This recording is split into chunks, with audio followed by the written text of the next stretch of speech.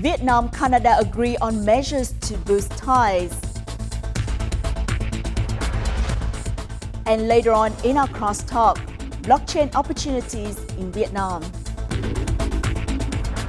Hello there, you're tuning into another edition of BizLine here on VTV International. I'm your host Hoàng Hằng, and as usual, we will begin with some economic highlights over the past week.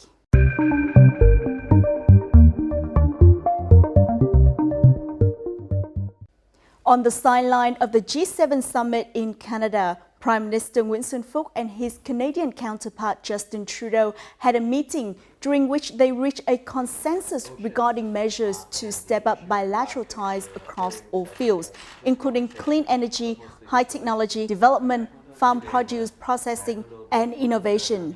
Both sides highlighted the developments in bilateral friendship and cooperation, with the most noteworthy being the signing of the Comprehensive and Progressive Trans-Pacific Partnership or CPTPP agreement in March 2018. The two leaders agreed to facilitate trade and investment and to coordinate the implementation of the CPTPP.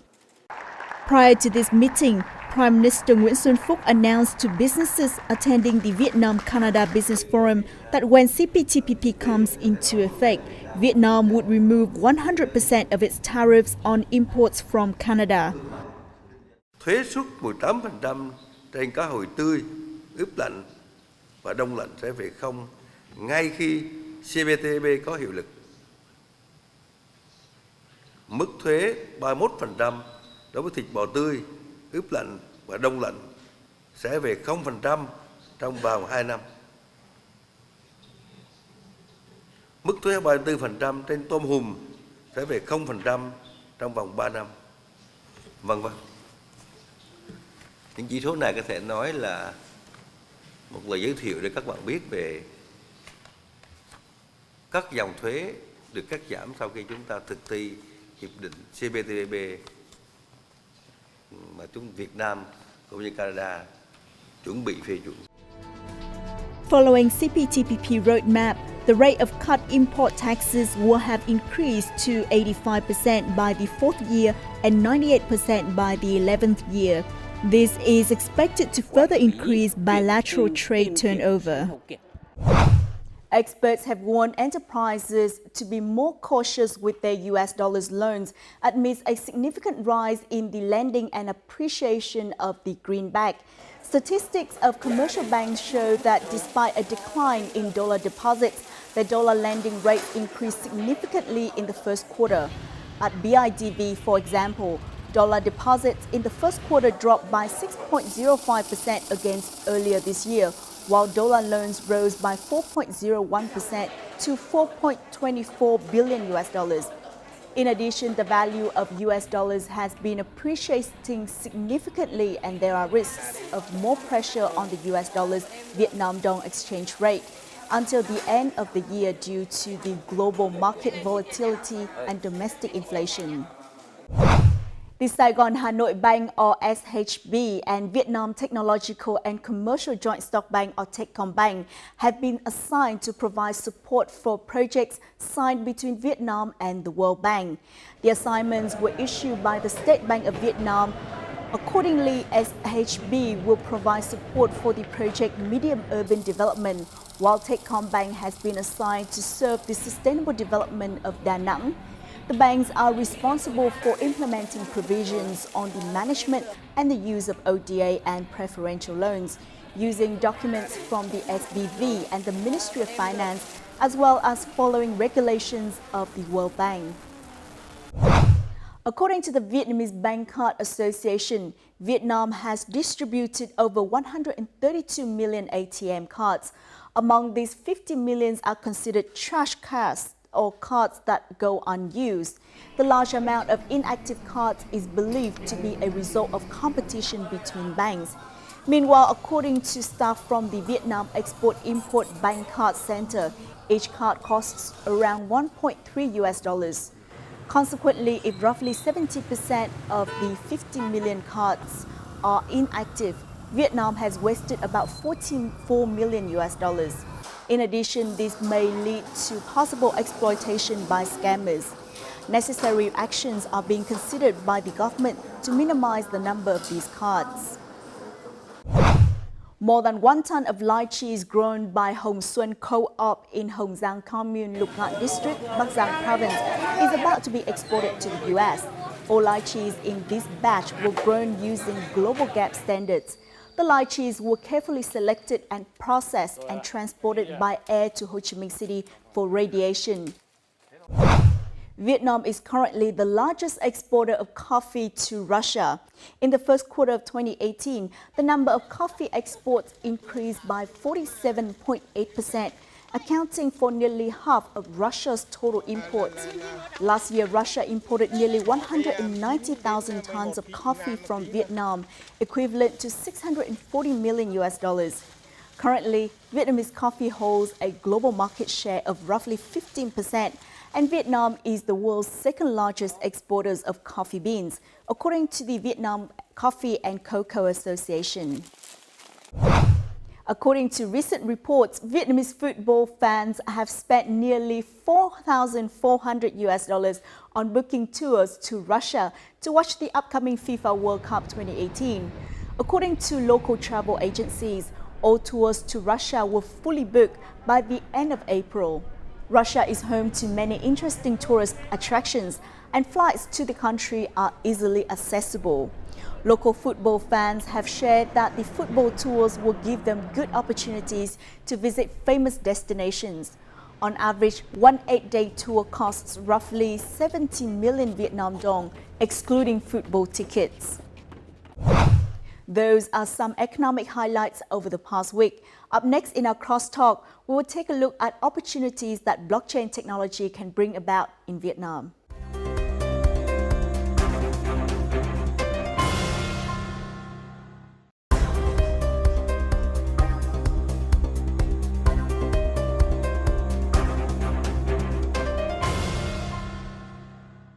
Blockchain is still a new concept in Vietnam. Most people associate it with cryptocurrencies. However, this breakthrough technological trend is, in fact, applicable in many fields as it provides high security and transparency. Experts say that blockchain can be a useful tool for Vietnam to leverage its development and to benefit from the fourth industrial revolution. So what opportunities can we gain from this technology in Vietnam? What are some of the obstacles for its development? And what measures can be used to address such hindrances? We will find out in this week's episode of BizLine. But first, let's learn what blockchain really is and how it works in the following clip. How do you figure out if people you know through the internet are what they say they are? Are you sure product information such as origins, quality, or labels is true? Now, a technology can help you. That is blockchain. Simply explained, it is a series of continuously growing records called blocks. Those blocks are linked and secured using cryptography. The database is decentralized and open. That means the records are not stored in only one computer. No one owns or controls the network, but all participants can access those records in a transparent manner. Blockchain was initiated in 2008 as the underlying technology of Bitcoin, with the initial purpose of serving as a public transaction ledger of cryptocurrency without any intermediary.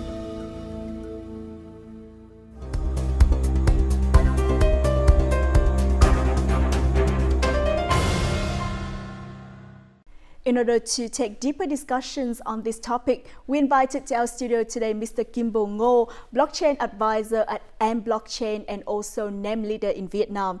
Well, thank you so much for joining us. Thank you for having me. Now, some say that blockchain has ushered in a new type of internet of value. So what is your opinion on this? I believe that's actually a very interesting way of looking at it. The old way, information was shared in the internet. But what really happens was you copy that information. When I send an email, you have a copy, I have a copy. There's nothing unique about it. And then as you forward it to someone else in your ecosystem, in your environment, there might be 5 copies, 6 copies, 7 copies. So the information is replicated. Whereas blockchain, the information is built on a ledger. So it's a one record. Although you see it and I see it transparent, it actually represents only one unique asset or information. That way, when we talk about money, we talk about assets, let's say a special watch, for example, that information is recorded and you know very clearly it's unique. That's why we consider it as an internet of value, because now we can do transactions easily without worrying about duplication and fraud because of that. Blockchain is still quite new in Vietnam, but we cannot deny that it can bring great benefits. So how is this technology beneficial to users, in your opinion? So in general, blockchain is useful because it's transparent, immutable, and it's a different way of looking at data, right? And the way you use it is actually what makes it revolutionary. We can use blockchain in such a way that the economy in the world is shared much more freely, much more openly. Let's use a simple example on a transaction, right? You and I would have to, I sell you my pen. Let's say I give you this, you give me $10. After I go home, I come back and I say, hey, I only see $9. What's going on? I come to you and I say, you only gave me 9, not 10. You say, no, I gave you 10. Now you and I argue. So we don't trust each other, so we use, let's say, a friend, a third person where I give the pen, you give $10. They look at it and they say, hey, I see the pen, I see $10, proper. Then he does a switch. I don't trust you, but I trust him. You don't trust me, but you trust him as a middleman. To do that work, he takes a cut, a percentage, a fee. In a blockchain world, you can do that directly now. You don't need this person. Blockchain came out because of the financial crisis, because so much power was given to the middleman, the bankers, the lawyers, whoever, who even if in the best of their heart, they try, and they try as they might, they may make a mistake, right? And no one can see it because they go, that's my information. That's one use case. If you apply a smart contract on top of that, you automate processes and you automate the outcome so it cannot be changed. Let's use an example. When you drive your car, you generate data. That information is taken and then it could be sold off for insurance, government, a lot of stuff. But you as a driver get nothing. You just create it.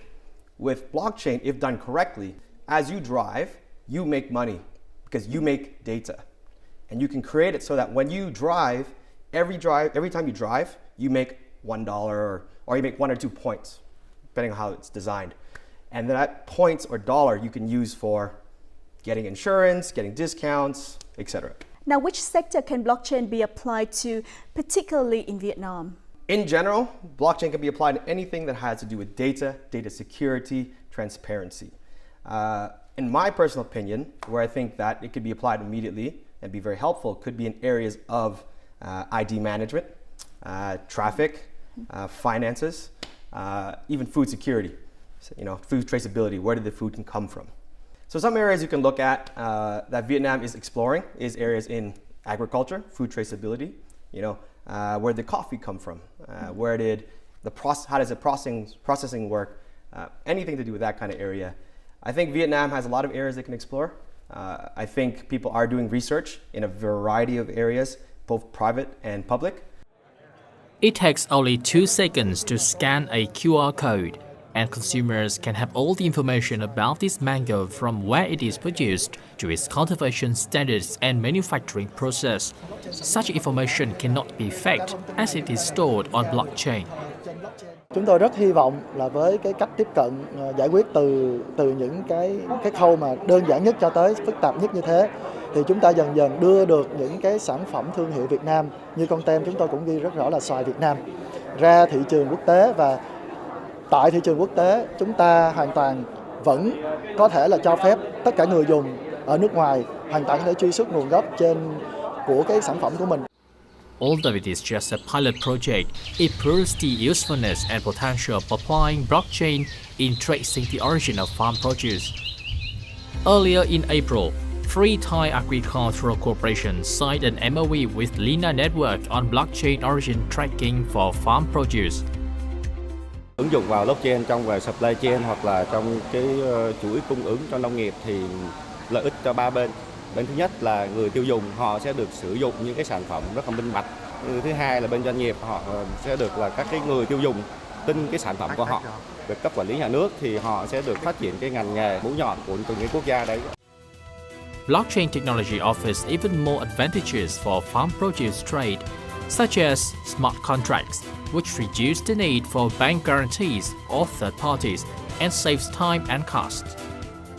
Bên A, tức là bên ở Việt Nam, khi mà nhận được một cái chữ ký của bên B là đã trả tiền, thì là người ta biết rằng bên A đã biết rằng là bên B đã có tiền được giữ trong cái smart contract này rồi.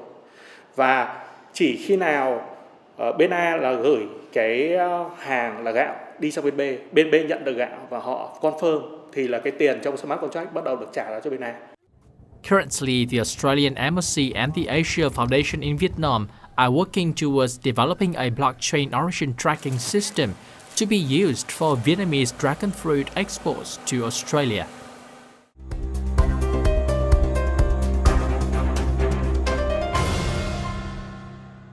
In some countries, blockchain can be used to manage the national database and also public services.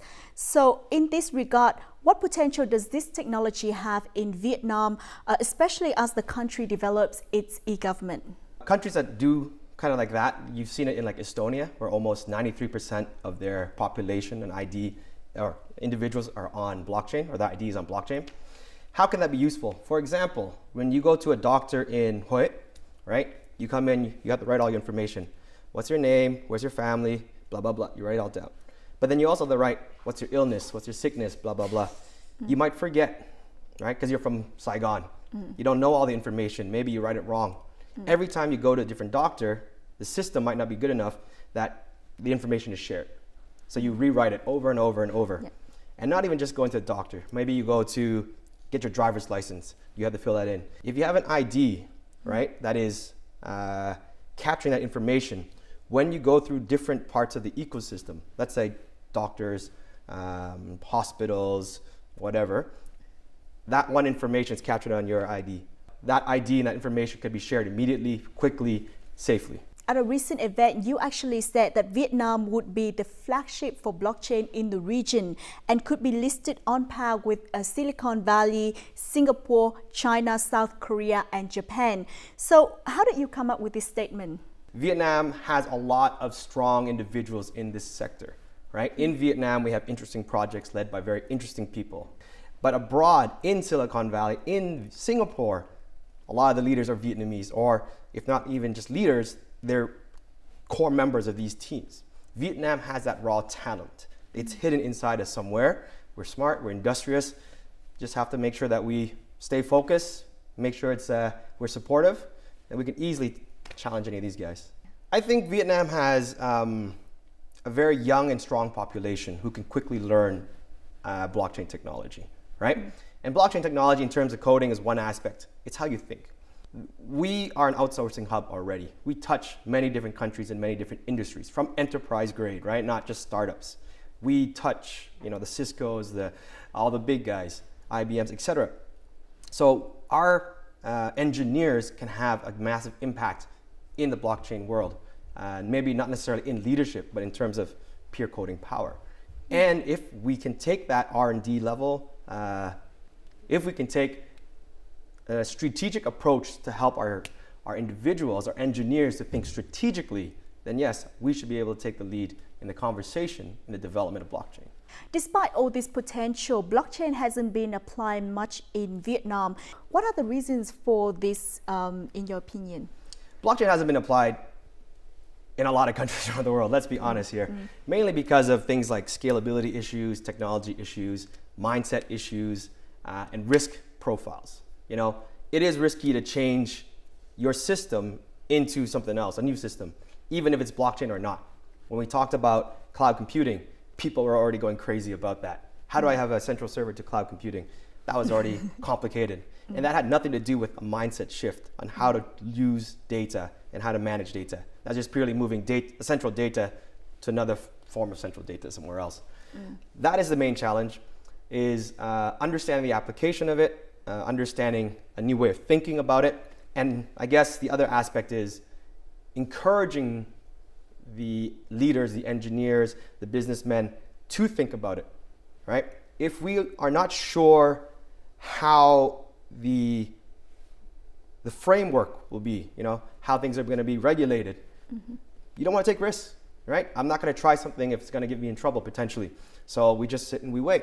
But then other countries or other places who are focused on that, they'll just start leaping ahead. Israel's a good example, for example. According to insiders, investors are still hesitant to put their money into blockchain in Vietnam, as the country has not had a legal framework to regulate it. Có rất nhiều các dự án mà muốn phát triển ở Việt Nam ấy. Tuy nhiên rằng là họ đang không biết rằng là cái vấn đề đó trong tương lai là luật pháp Việt Nam sẽ quy định như thế nào. Cho nên là họ chưa thể đưa ra được một cái kế hoạch dài hạn cho cái phát triển blockchain ở Việt Nam. Thực ra là các công ty blockchain là thường là có cái tầm hoạt động là toàn cầu. Tuy nhiên là những cái công ty mà có cái hoạt động lớn ở Việt Nam ấy thì là có một cái vấn đề trở ngại về cái pháp lý nó chưa rõ ràng. Nó sẽ khiến cho việc là nhà đầu tư nó ngần ngại trong việc đầu tư, cũng như là cái việc người dùng cũng sẽ ngần ngại trong việc thử sản phẩm. It should be noted that blockchain is just a technology. Therefore, its supervising agencies and the providers should always be on their feet. If we focus on blockchain technology as a solution, it will bring about a lot of merit, regardless of the cryptocurrencies. So, if the government or regulator will start discussion or making a framework from the technology side, it will bring about great synergy, great merit for Vietnamese market. Thống nhất những cái chuẩn chung thế thôi thì họ mới có thể áp dụng cho doanh nghiệp của họ. Tách biệt rõ ràng ra với tiền mã hóa. Nếu mà cùng có những cái quy định mà đánh đồng chung thì rất là khó để mà cho những cái ứng dụng mà liên quan đến blockchain có thể là đưa vào thử nghiệm. Although there are no clear directions and regulations for using blockchain in Vietnam, experts say that the government is making positive moves to build the legal framework. I heard very encouraging we will have a sandbox in Vietnam. We have been talking and advocating for a sandbox for more than a year now, 2 years now. So that seems to be happening. A fintech sandbox from the SPV, State Bank of Vietnam, plus the MOJ, the Ministry of Justice, wants to do clear regulations on cryptocurrency. That's also good. Deputy Prime Minister Vương Đình Huệ affirmed at the fifth working session of the 14th National Assembly that the government has asked the Ministry of Justice, the State Bank of Vietnam, and other related agencies to learn international experience on regulating cryptocurrencies and blockchain.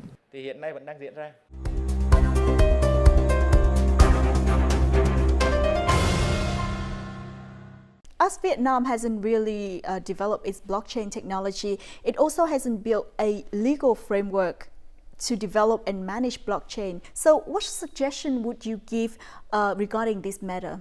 I'd like to state first and foremost, I'm not an expert in this area. I'm not a policy expert, and I don't speak on behalf of the government in any manner. But through my experience within this industry, working in Singapore, in banking, and doing business in general, I guess the key thing is look at frameworks that are there to protect both the people and to inspire innovation for the future.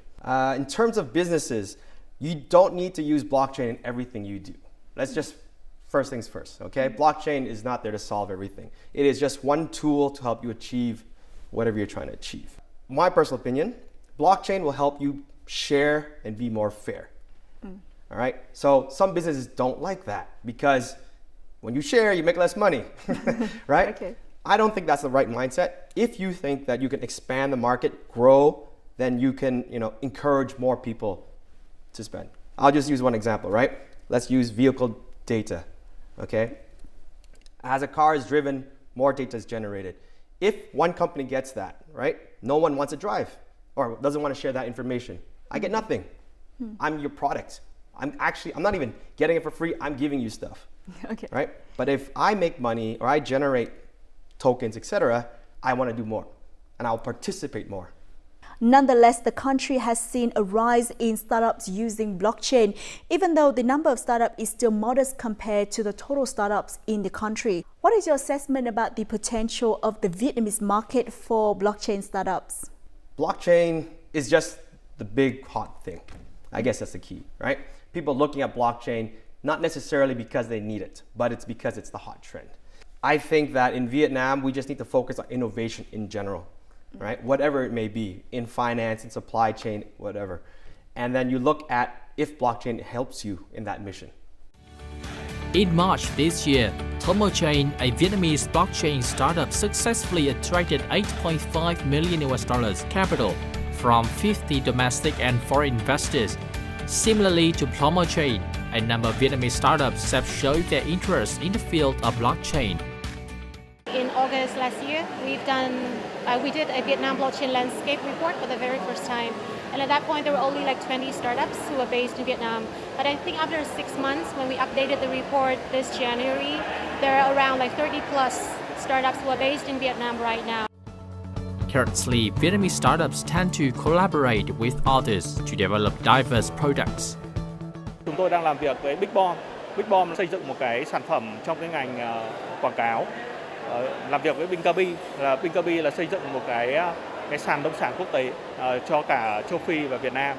Ngoài ra còn có đối tác khác như là T-Food là làm việc về trong các cái chuỗi cung ứng về thực phẩm. In addition, the Vietnamese market has also attracted blockchain startups from abroad. For example, Moon, a Korean startup developing a global e-transfer payment based on blockchain technology, has successfully called for investments to run its business in Vietnam.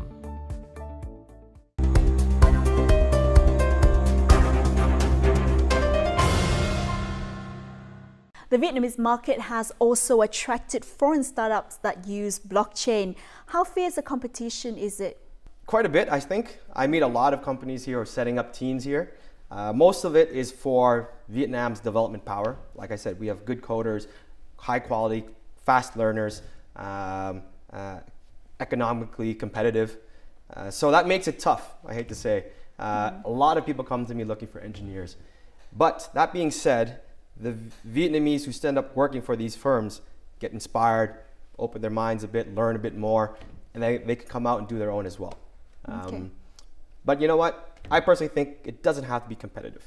You know, the market's big enough globally. There's so much happening.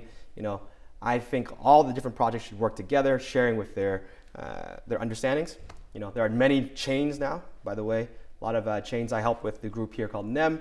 They're just one of many who are coming into this country trying to help inspire, you know, the next generation.